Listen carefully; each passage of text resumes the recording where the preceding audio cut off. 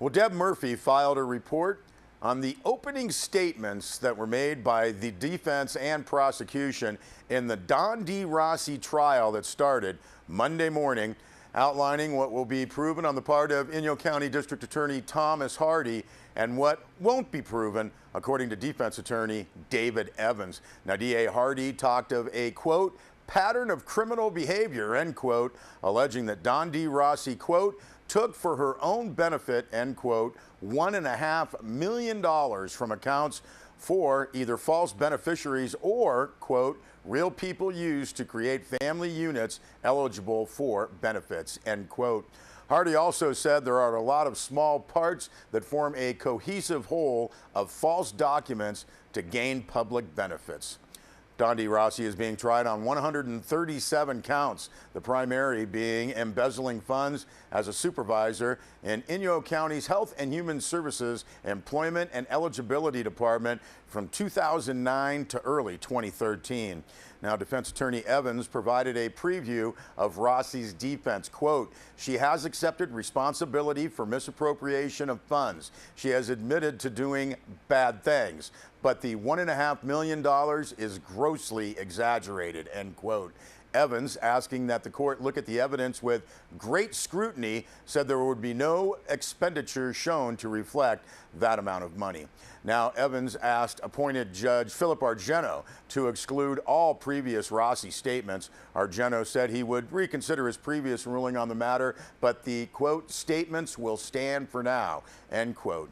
Now, one of those statements included a confession during Don D. Rossi's initial interview with Bishop Police Officer Mark Gutierrez. Now, that interview took place January 17th, 2013, the day after Gutierrez was appointed to the investigation by former Bishop Police Chief Chris Carter. Now, that interview took place 3 days after Inyo County Human Resources Director Sue DeShawn was notified of irregularities in Rossi's case files.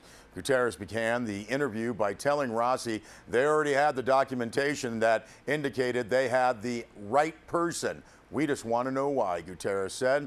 Now, Don D. Rossi admitted she had been withdrawing funds on electronic benefit transaction cards for fictitious accounts.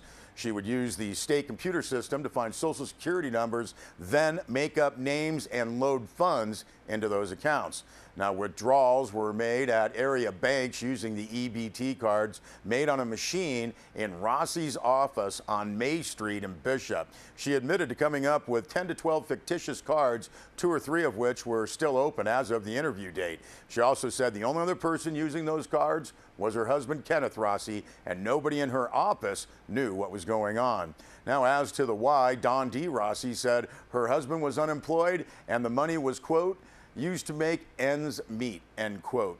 Now, following the tape, DA Hardy set up a series of surveillance videos and stills collected from El Dorado Bank, Bank of America, and Alta One, as well as ATMs at Manor Market and Bishop Creek Chevron. Officer Gutierrez indicated that the surveillance tapes were correlated to dates and times from a list of EBT transactions provided by DeShawn. Now, during the viewing and identification of those photos, no information was provided as to the date and time they were taken and how they correlated to the EBT list. Now, some of the stills, according to Deb Murphy, were clear, but many were not. But all were identified as either Don D. or Kenneth Rossi by Gutierrez. Now, under cross-examination by Attorney Evans, Gutierrez testified that he had spoken to former Inyo County District Attorney Art Millay and DeShawn prior to the Rossi interview, and that no independent investigation had taken place. Now, during the cross, Gutierrez said he no longer had the original transaction list that also included the names of those to whom the cards were issued. Hardy said he had never seen that specific list. Now, during the afternoon session, Hardy called 4 current or former Health and Human Services employees who worked with Don D. Rossi during the time frame the funds were alleged to have been taken. You can see our website, sierrawave.net, for more on this story by Deb Murphy, and this trial is expected to take several weeks. Now, after this story was posted on our website, Ken Rossi sent me a personal email which stated in part, quote, I have my own trial.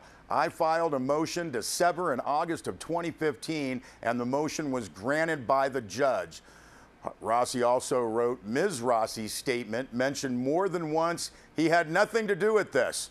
I had nothing to do with this. That last one in all caps. And again, that was an email from Ken Rossi. Well, if you'd like to help out some great kids going on a long journey, well, next week, student members of the Earth to Sky Calculus group will be departing for Belitung Island in Indonesia to observe the only visible total solar eclipse in 2016. The trip will serve as a dry run as the members of Earth to Sky gear up for the 2017 Great American Eclipse. Now, in 2017, a total solar eclipse will be visible from Oregon to the Carolinas, during which Earth to Sky intends to launch a dozen weather balloons along the path of the eclipse, photographing it from the edge of space and collecting important scientific data. In 2014, Earth to Sky made history by photographing the first pictures of a partial eclipse from the stratosphere. Now, photographing a total eclipse, especially from the edge of space in a flying lunchbox, the press release notes, presents a much more daunting task, thus necessitating a trip halfway around the world to a small island in Indonesia. Now, Earth to Sky Calculus is a student group made up of Bishop Union High School students and graduates. Now, through the leadership of Dr. Tony Phillips, who started the program with a group of Bishop Union High School students in 2011, the students have become leaders in high altitude astrophotography. In 2015, they launched 42 balloons, including 2 launches from New Hampshire. Now, their expertise has been recognized by NASA, which visited the group's launch site in Aspendale to observe and learn from the students. Now, coming up on Friday, March 4th, Earth to Sky students Ferris Molina, Joey Harvey, Mia Yarborough, and Ginger Perez, along with what is quoted as an adventurous parent chaperone, will begin their trek to Indonesia. 39 hours later, and after a very long layover in China, the crew will make their way to Jakarta. Now, after taking a short flight to Belitung Island, they will begin seeking out the perfect place to view the March 9th early morning eclipse. Now, the press release notes since an actual weather balloon launch in Indonesia would land either in the Indonesian jungles or the water of the Java Sea, the group will use a ground-based balloon simulator. The payload, i.e. lunchbox, will dangle between the legs of a tall tripod. The students will gently spin and buffet the camera during the eclipse to simulate the motion of stratospheric flight. Now, the group has used this technique before to prepare for lunar eclipses, and it has worked. Now, this simulation will allow the group to experiment with different photo settings to record the sun's corona as well as the motion of the moon's shadow along the ground. Now, the information gathered would be used to photograph the 2017 Great American Eclipse from a dozen weather balloons flying to the edge of space, creating a never-before view of a total eclipse. Now, the press release notes Earth to Sky is not simply about astrophotography. The members collect data from each of the flights, which, among other things, measures radiation levels and its potential effect on humans. Now, in order to collect the data, the payload must be recovered. Now, through GPS trackers, Earth to Sky members have traversed Inyo and Mono counties to recover the payloads. Hey, recent graduates of Earth to Sky have been accepted to Princeton, Cal Berkeley, Stanford, as well as Babson College, King College in London, California Maritime Academy, University of Oregon, and other top schools.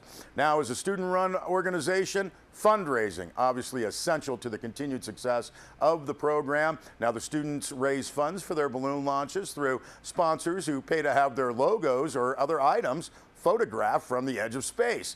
They also sell coffee and mutant yeast, which they have flown in their payload. Now, anyone interested in supporting this group's efforts, you're invited to the group's GoFundMe site. Urge you to go to GoFundMe.com, and you'll want to get to Earth to Sky or contact Dr. Tony Phillips at dr.tony.phillips@gmail.com. Just a great trip coming up for some fine young people. Well, the Mammoth Lakes Police Department is continuing its Know Your Limit impaired driving prevention program coming up this Friday night, starting at 10 p.m., going until 1 o'clock Saturday morning. Mammoth Lakes Police Department, in partnership with Mono County Behavioral Health and Mammoth Taxi, conducting another Know Your Limit event. It's taking place again at the Village in Mammoth. Now, the Know Your Limit is designed to help potentially impaired drivers make informed decisions as to whether or not they are capable of operating a motor vehicle safely. Officers will be present in front of Lockanuki with several PAS devices and educational material. Now, citizens will be offered the opportunity to submit to a voluntary PAS test. That's also known as the breath test. Results will be provided to the citizen along with information on driving under the influence and also a taxi for a free ride provided by Mammoth Taxi. Educational program offers citizens the opportunity to learn more about alcohol consumption and its effect on their breath alcohol content. Press release notes the Mammoth Lakes Police Department hopes that by providing citizens with a better understanding of their own limits on alcohol consumption, that they will choose not to drive if they are above the legal limit. So be careful out there. For additional information, you can contact Officer Daniel Hansen at D. Hansen, and that's E in Hansen, townofmammoth.lakes.ca.gov. We'll be back with more news.